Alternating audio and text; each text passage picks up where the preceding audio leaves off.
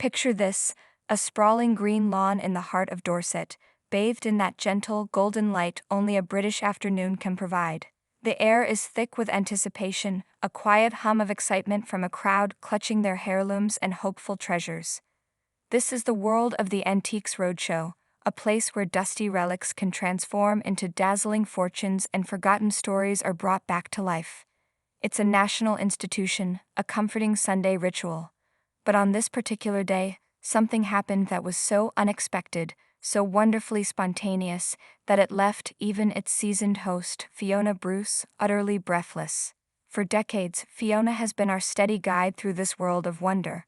With her signature warmth and incisive curiosity, she's seen it all, from priceless paintings discovered in attics to sentimental trinkets worth little more than a memory. She's the professional, the calm center of the storm of valuation. But in this episode, a simple game would unravel all of that, leading to a moment of pure, unscripted television gold that had her shouting, "This never happens."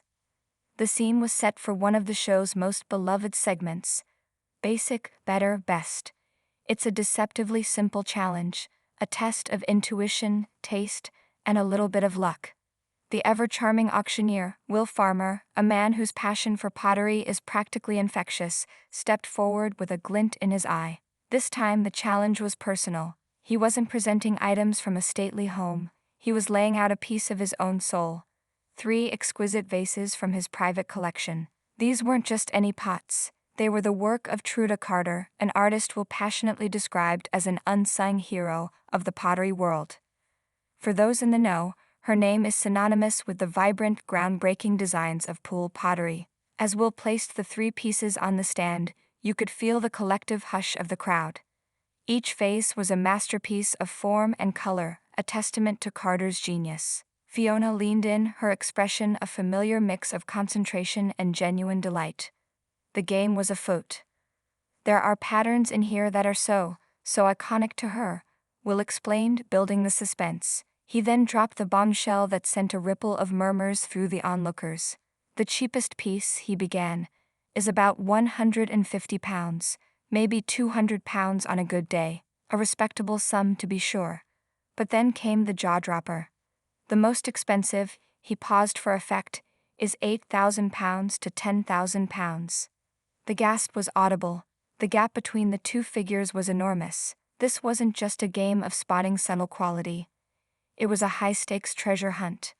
How could anyone possibly discern such a monumental difference in value? Fiona, like the rest of us watching at home, looked slightly stunned.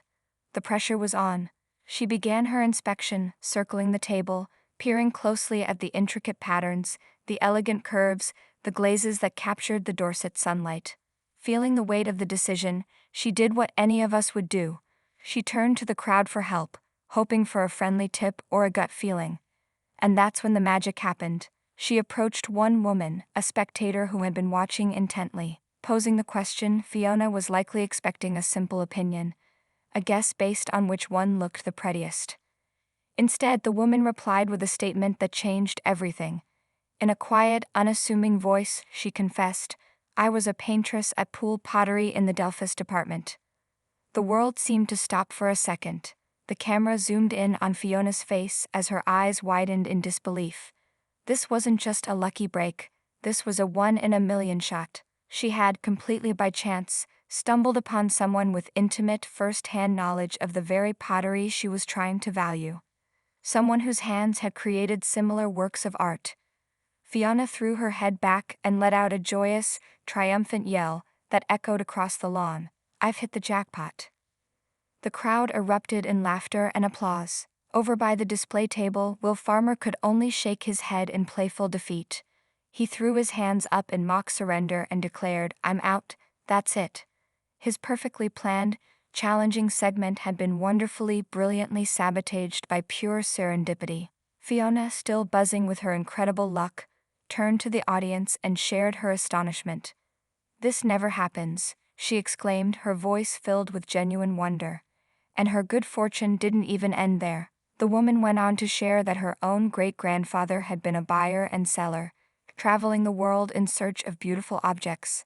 Art and antiques were in her blood. Now a team, Fiona and her newfound expert huddled together, deep in consultation. The woman pointed out the subtle nuances Fiona had missed, explaining how she was judging the value based on the complexity of the curves and the difficulty of the